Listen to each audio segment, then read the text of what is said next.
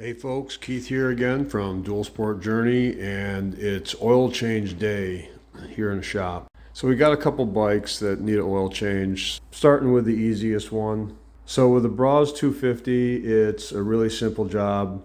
Your minimum requirements is about a quart of oil and a 17 millimeter socket. That's your minimum requirements. Believe it or not, there's no oil filter for this engine. What it does have is a very fine mesh wire screen that is removable.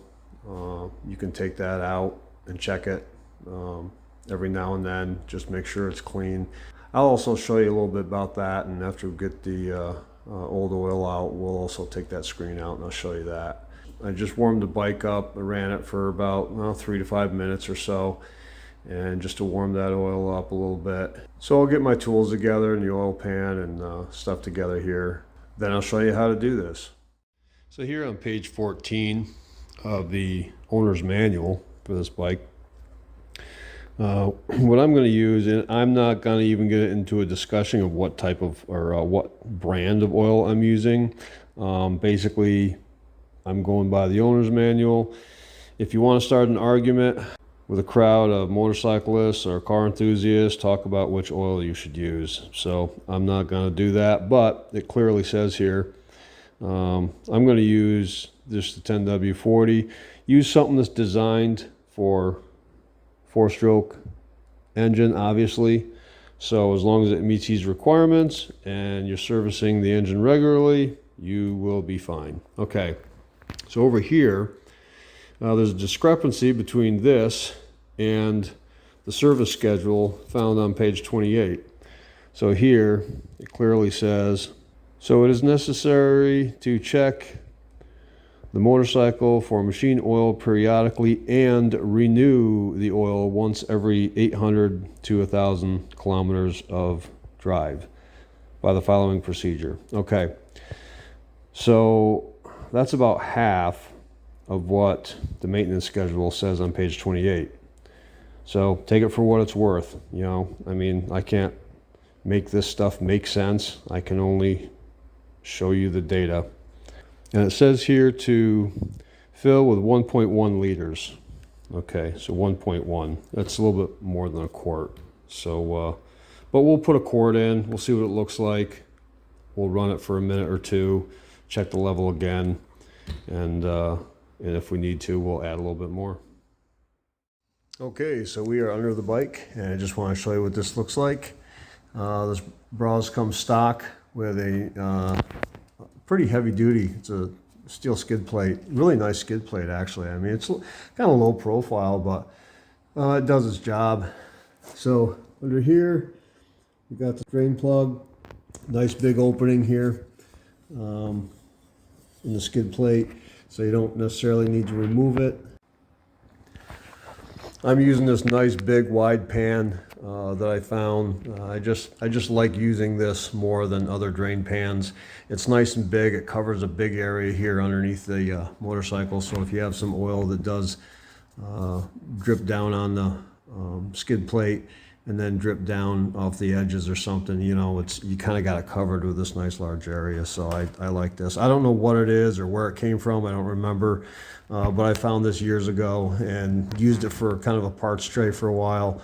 It works good for that too, but so don't ask me where to find one. I have no idea. All right, 17 millimeter, pretty easy.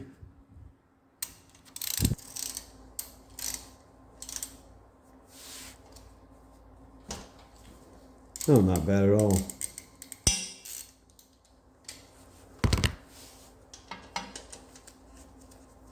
You kind of got to get some oil on your socket and extension and stuff probably, because it is kind of up in there a little bit, so you probably want to use all this to remove it.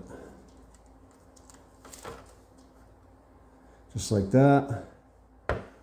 Okay, so at this point what I want to do is I want to kind of tip the bike up straight, because there's usually some in there that doesn't come out when the bike's leaning on its kickstand like this. So we'll just tip this up.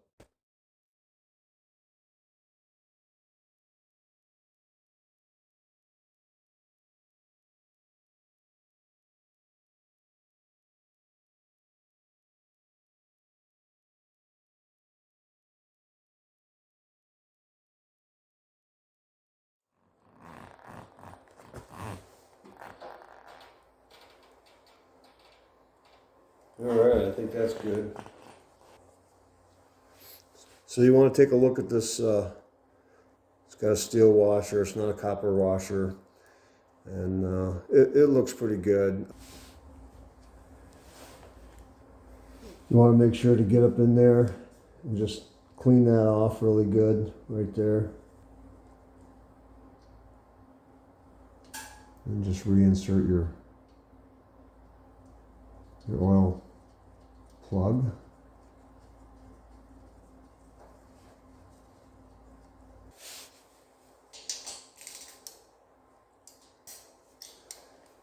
So usually the torque setting on these is usually about, I don't know, between 10 and 15 foot-pounds of torque. But I'm just going to snug it up a little bit. Then I'm going to go ahead and grab my torque wrench with the 3/8 drive. I'll set this at about, I don't know, maybe 14.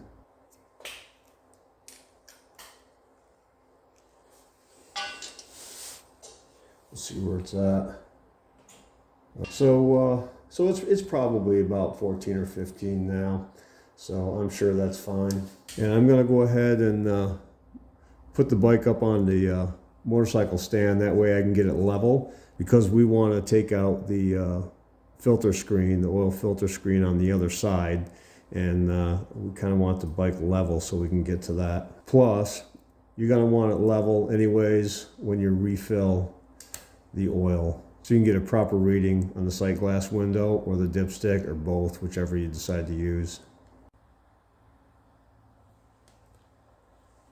Okay, so on the side of the engine where your gear shifter is here, you'll see a great big huge 24 millimeter bolt, and that basically is your screen. We're going to take it off. It doesn't have any oil in here now, but we're just going to put the shop towel down in there, because I'm assuming that there's probably going to be a little bit coming through there.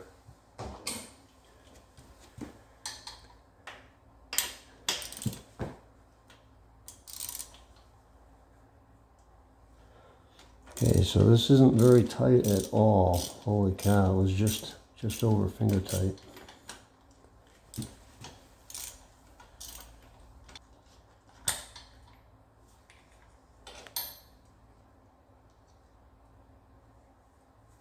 So this is your cap with the spring.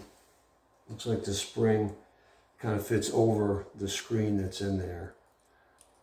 So make sure that goes back together like that. And take a look at your rubber seal, clean that off real good. Make sure that's in good shape. So you just basically got to reach in there. You want to be careful, it's pretty fine. Just kind of roll around a little bit. It'll start working its way out. And that's it right there. Now, the owner's manual says check and clean. I think I'm just going to probably just spray this down with some kerosene, same stuff I use to clean the chain. And I'll just make sure I wipe it off and let it dry really good before I put it back in there. So I'm going to go do that right now. So I got that all cleaned up, looking nice, all dried off. You kind of want to get in there and just make sure this is clean in the port here. Okay. I want to kind of clean the threads out a little bit, and then of course the surface. Okay, I got all these parts inside the cap, the spring, the screen, all the parts thoroughly wiped down and cleaned off really good. And we're just going to stick that screen right back in there just like that. And the whole unit is just going to go right back inside.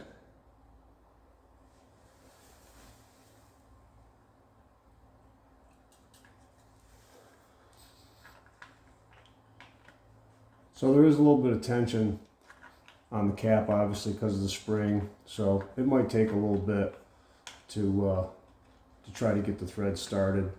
Just use finesse. You know, you don't want to strip anything out here.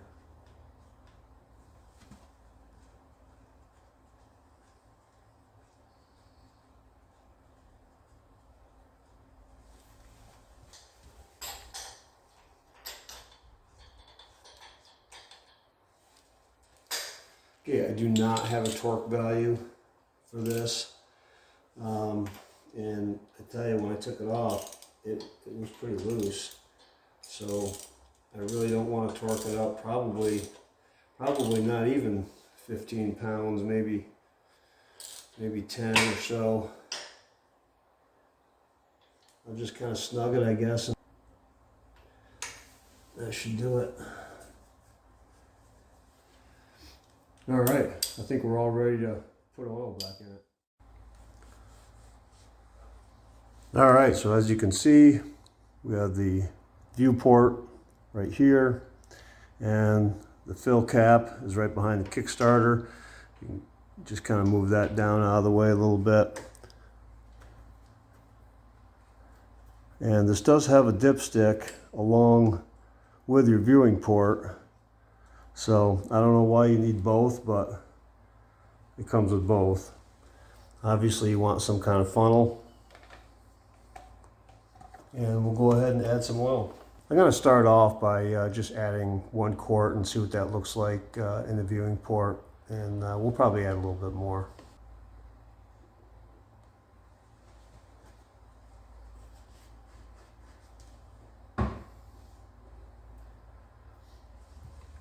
Okay, we got about 1 quart in there right now.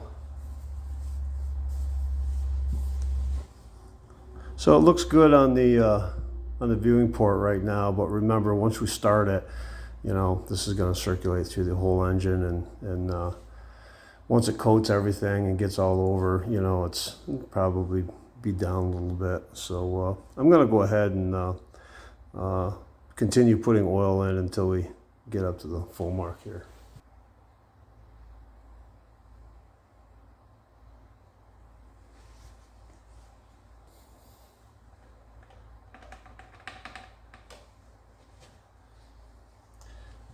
So I don't know if you can see that, but we're right up to the full mark. So what we're going to do now, we're just going to start it up, let it run for a minute or so, and then see what it looks like from there.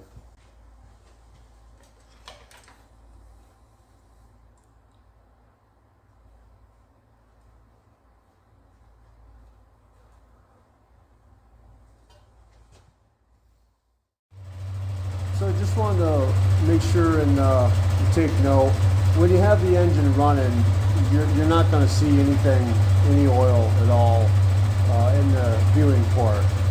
Just make sure you're aware of that. So if you have it, you know, somewhere running and you look in there and see there's no oil, don't freak out. Right now it's being circulated throughout the whole engine. So what we're going to do is, this is warming up quite nicely. I think it's circulated enough now. We're going to go ahead and shut the engine off, and then just let it sit for about 3 to 5 minutes or so, and then check the level.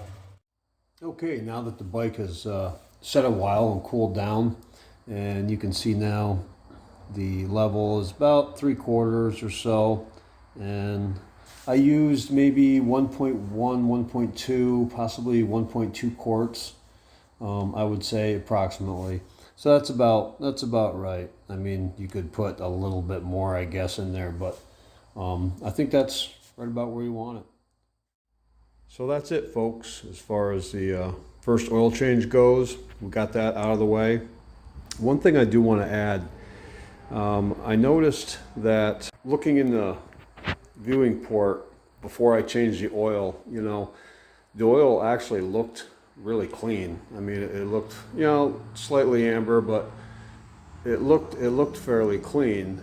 But what came out of the drain plug was quite nasty. So there was obviously a lot of crap and stuff that had settled and sitting on right on the bottom of the engine. So I feel really good about getting that out of the engine, changing it now.